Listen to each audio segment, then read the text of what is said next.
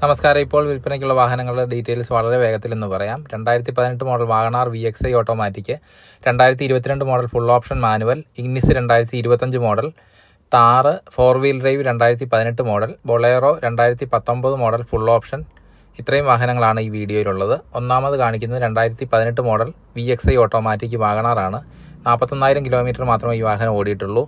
2018 model VXi automatic. സ്ഥലം വരുന്നത് പാലായാണ്. ഡീറ്റെയിൽസിനായി യേസ് എന്ന് കമൻറ്റ് ചെയ്യുക. ഡീറ്റെയിൽസ് മെസ്സേജ് ആയിട്ട് അയച്ചു തരും.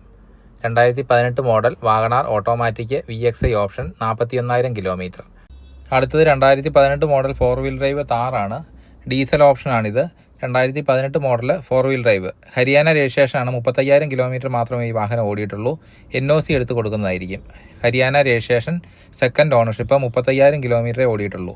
അടുത്തത് 2019 മോഡൽ ഫുൾ ഓപ്ഷൻ ബൊളേറോ ആണ്. ZLX സെക്കൻഡ് ഓണറാണ്. 1.13 ലക്ഷം കിലോമീറ്ററാണ് ഓടിയിട്ടുള്ളത്. Second owner 2019 model Bolero. Reverse camera system എല്ലാം ഉള്ളതാണ്. അലോയ് വീലുണ്ട്. 2019 model Bolero.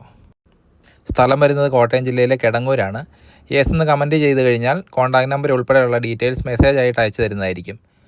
2019 model ബൊളേറോ ZLX full option. അടുത്തത് 2022 മോഡൽ VXi ഓപ്ഷൻ വാഗണാറാണ്. സിംഗിൾ ഓണർഷിപ്പാണ്. ഈ വാഹനത്തിന് വില വരുന്നത് 4.5 ലാഖാണ്. ഫുൾ ഓൺ അവൈലബിൾ ആയിട്ടുള്ളൊരു വാഹനമാണിത്. അതായത് 0 ഡൗൺ പേയ്മെൻറ്റ് ചെയ്ത് സ്വന്തമാക്കാവുന്ന ഒരു മോഡലാണിത്.